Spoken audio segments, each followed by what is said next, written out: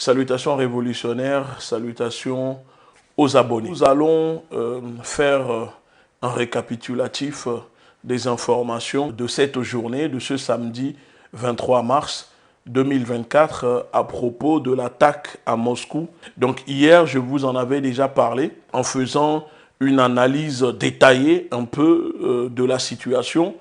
Et je suis plutôt content parce que aujourd'hui, en me réveillant, en écoutant et regardant un peu les informations étrangères, pas la France bien sûr, parce qu'il n'y a plus de journalisme ni de journalistes en France, j'ai vu que beaucoup d'experts confirment les informations que je vous disais hier. Concernant l'attaque, le bilan provisoire est monté à plus de 90 morts et une centaine de blessés.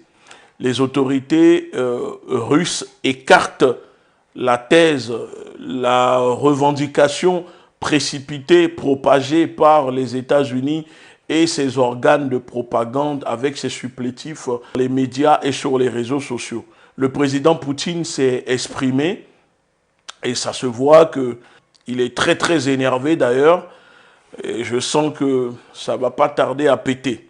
Des innocents, les criminels, ont frappé de sang-froid. Ils sont venus tuer de sang-froid nos concitoyens, nos enfants. Comme autrefois les nazis l'avaient fait dans les territoires occupés et avaient inventé des punitions exemplaires. Tous les organisateurs, les commanditaires de ce crime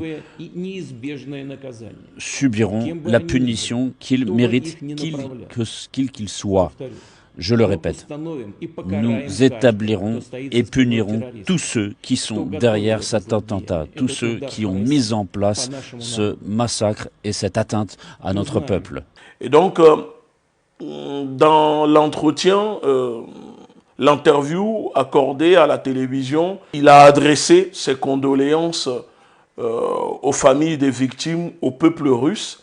Mais ce qui m'a marqué dans son allocution, c'est le fait qu'il dit que toute personne, entité, complice, impliquée dans l'attaque ayant conduit à tuer des Russes, des enfants, etc., recevront une punition. Ce qui veut dire que toute personne impliquée dedans, que vous soyez président, ministre, député, je ne sais qui, s'il s'est avéré que vous êtes complice ou que vous avez financé ce qui s'est passé, vous allez recevoir une punition. Et vous le savez que le président Poutine n'est pas du genre à négocier avec le terrorisme. Ce n'est pas quelqu'un qui négocie pour cela. Et il est bien connu d'ailleurs pour ça. Disant cela, je me suis dit, mais j'espère, écoutez bien, j'espère que le roitelet qui siège à l'Élysée, le petit mougousseur de grand-père qui dirige la France, parce que ce n'est pas, on ne peut pas dire grand-mère, parce que non, de base, Jean-Michel Trogneux est un homme. Donc, le petit mougousseur de grand-père qui siège à l'Élysée et qui, ces derniers temps, voulait jouer les super guerriers, le vent en guerre, après ces déclarations disant qu'ils vont mener des actions sur le terrain, etc. J'espère pour lui qu'il n'est pas impliqué là-dedans. Il y a d'autres informations qui circulent et la bonne nouvelle, si on peut dire, contrairement à la France où le GIGN, quand il y a des attaques terroristes, le gouvernement donne l'ordre de vider le chargeur du GIGN sur les présumés terroristes, pour ne pas laisser de traces et surtout éviter que les populations françaises ne découvrent la vérité, ne découvrent comment le gouvernement manage ce terrorisme.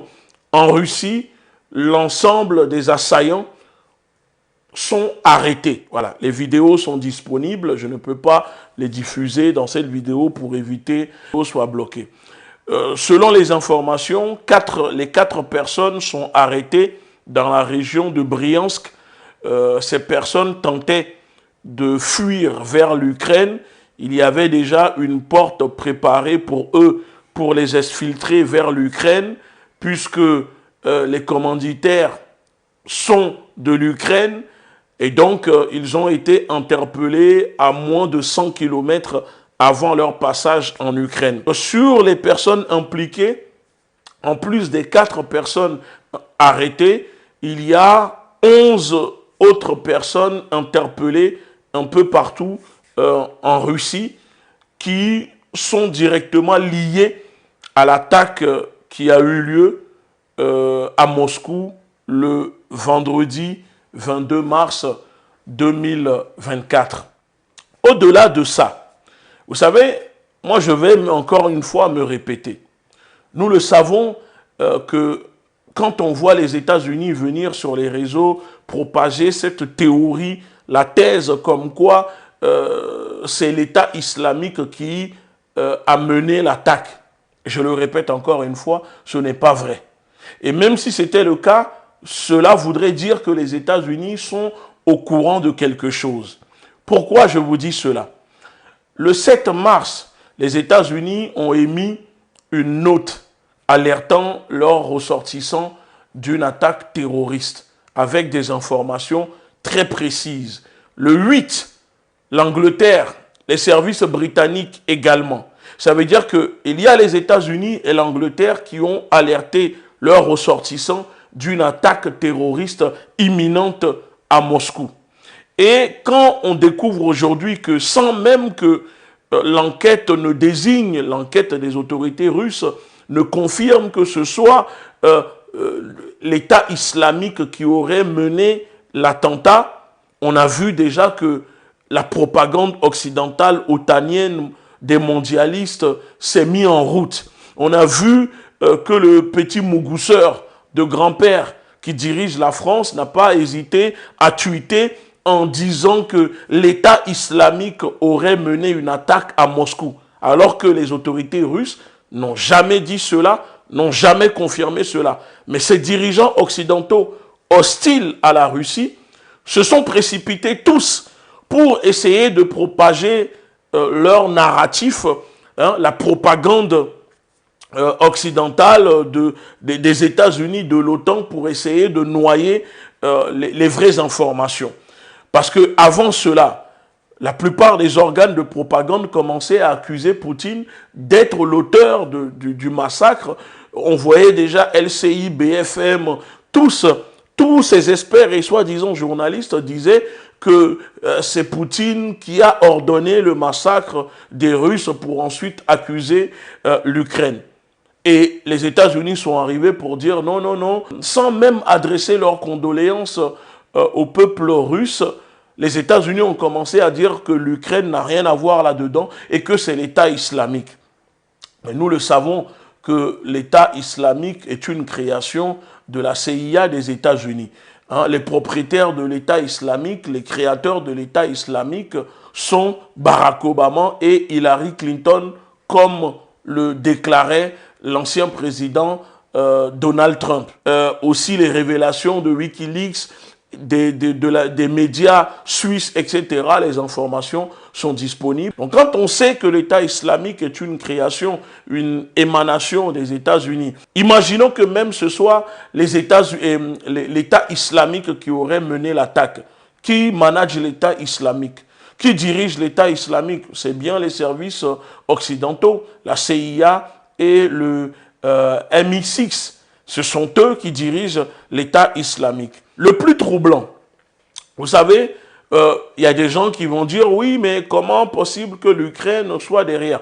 Oui, l'Ukraine ne peut pas mener une telle opération si elle n'a pas l'autorisation des services de la CIA ni du MI6, c'est-à-dire britannique. L'Ukraine ne peut pas mener cette attaque, hein, cette tuerie de masse perpétrée sur des civils et des enfants à Moscou. Et moi, cela me rappelle quelque chose. Cela me rappelle que à chaque fois que les Occidentaux, la coalition occidentale est en difficulté dans une guerre, elle tente toujours de distraire, de faire diversion. Parce que ce qui se passe en ce moment, c'est le moyen pour les Occidentaux de donner un peu de répit aux Ukrainiens, à l'armée ukrainienne qui, en ce moment, se fait écraser comme des cafards sur le terrain de bataille par la puissante armée russe. Donc, pour, brouiller les pistes, alors on commandite des attaques barbares comme ça, lâches sur des populations, parce que ça, c'est la méthode de la CIA des États-Unis. Tout le monde, tous les experts peuvent et le disent que ça, c'est la main des États-Unis. Parce que c'est comme ça qu'ils fonctionnent. C'est leur méthode. C'est leur méthode. Comme par hasard, la Russie est en train de gagner la guerre face à l'OTAN, l'Ukraine, les États-Unis. Alors, puisqu'ils ne peuvent pas battre la Russie sur le champ de bataille, dans une guerre conventionnelle, rien de plus simple que trouver de quoi mener des attaques pour essayer de semer ou provoquer la peur au sein des populations russes. C'est ce que j'appelle le management de la terreur par le terrorisme. Quand on sait que le ministre de la Défense en Ukraine, en ce moment, est un ancien ou voire un criminel tatar, parce que le ministre de la Défense, il a l'habitude de faire des actions comme ça. C'est un criminel tatar, un terroriste nommé par Zelensky en tant que ministre de la Défense. Donc quand on voit ces personnages aujourd'hui autour de Zelensky, et quand on voit la posture adoptée par Zelensky et l'Ukraine, on comprend tout de suite qu'ils ont quelque chose à se reprocher. D'autant plus que les services russes, selon les premières investigations, rejettent totalement la soi-disant revendication de l'État islamique. Et Poutine a même pointé du doigt en disant que les assaillants qui ont attaqué à Moscou ont des liens avec des gens en Ukraine. Donc ça crée déjà la panique chez les mondialistes.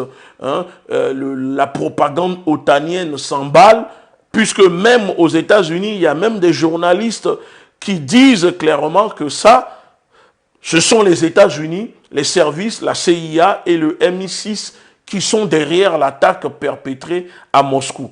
Parce que on le voit, la manière dont les personnes se déplaçaient, la manière de tenir les armes. Regardez les images, à un moment on voit qu'il y avait une personne qui s'occupait exclusivement de recharger les armes pour les assaillants. Donc il ramassait les chargeurs que les autres laissaient par terre. C'est ça, ça se voit que ce sont des gens qui ont reçu une formation militaire. D'ailleurs, les assaillants qui sont arrêtés ont commencé à parler et apparemment, ils ont reçu de l'argent, une proposition de 500 millions de roubles, à peu près 5 000 € pour mener l'opération et qu'ils ne connaissaient pas les personnes, mais les gens qui ont proposé, tout venait de l'Ukraine. Donc, on sait qu'ils ont été recrutés là-bas. Les informations que j'ai, que je voulais partager avec vous, c'est que maintenant que certaines déclarations officielles ont été faites, que les auteurs ont été appréhendés et que l'État islamique aurait assumé la responsabilité, certaines choses sautent immédiatement aux yeux. On peut directement comprendre et voir qu'il y a quelque chose qui cloche. Parce que dès le départ, les terroristes de l'État islamique, pour ceux qui connaissent un peu le mode opératoire de l'État islamique, c'est que ce ne sont pas des gens qui ont pour habitude de fuir. Ce sont des gens, quand ils mènent une attaque, qui directement veulent mourir en martyrs. Ce ne sont pas des gens qui vont attaquer et fuir. Alors que là, dans le cas là, on voit que ce sont des gens qui attaquent, qui tuent des civils et qui prennent la fuite. Si ces personnes, soi-disant, sont de l'État islamique, c'est bizarre que ces personnes n'acceptent pas la mort et ont préféré prendre la poudre d'escampette pour être arrêtés et se faire captifs. Donc, ça n'a pas de sens. Ensuite, les États-Unis pointent du doigt l'État islamique tout en affirmant, comme je le disais dans la vidéo, et immédiatement qu'aucune implication de l'Ukraine dans cette attaque terroriste. Tandis que les services spéciaux ukrainiens revendiquent immédiatement un faux drapeau, hein, c'est-à-dire une attaque sous fausse bannière organisée soi-disant par Poutine lui-même pour ensuite attaquer l'Ukraine. Ça n'a pas de sens. Et on constate aussi qu'il est vraiment, c'est vraiment bizarre que les terroristes fuient en direction de l'Ukraine et que ceux qui les ont recrutés viennent de l'Ukraine. Alors, imaginons même que, oui, ça soit l'État islamique, mais vous oubliez une chose, ce n'est pas l'ancien responsable de la CIA qui a dit ouvertement qu'il faut recruter les anciens membres de Daesh pour combattre en Ukraine. Je vous pose la question, est-ce qu'il n'y a pas des membres de Daesh, de l'État islamique qui combattent en Ukraine aux côtés des ukro-nazis? Bien sûr qu'il y a des membres de Daesh, de l'État islamique en Ukraine, recrutés dans la Légion internationale. Voilà, aujourd'hui, on le voit que, quoi qu'il arrive, il y a une affiliation entre l'Ukraine, les États-Unis, l'OTAN, avec les membres de Daesh, avec Daesh, parce que ce sont eux qui les managent, qui les dirigent.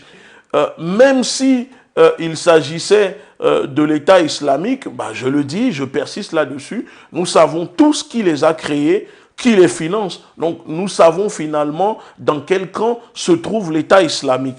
Et curieusement, vous n'avez pas remarqué que l'État islamique n'attaque que les ennemis ou les pays qui se dressent ou qui refusent de se soumettre à l'hégémonie américaine occidentale et de l'OTAN. Je ne vous parle pas des attaques sous fausse bannière que vous avez vues en France, de Mohamed Merah, etc. C'est ce qu'on appelle le management de la terreur. Ce sont des gens qui travaillent pour eux, ce sont eux qui les managent. Vous comprenez ou pas? Puis voilà ce qui se passe. Et en plus de ça, on apprend que le recrutement des tueurs pour l'attentat terroriste de Moscou a été orchestré depuis l'ambassade d'Ukraine au Tadjikistan, impliquant l'ancien chef des renseignements étrangers.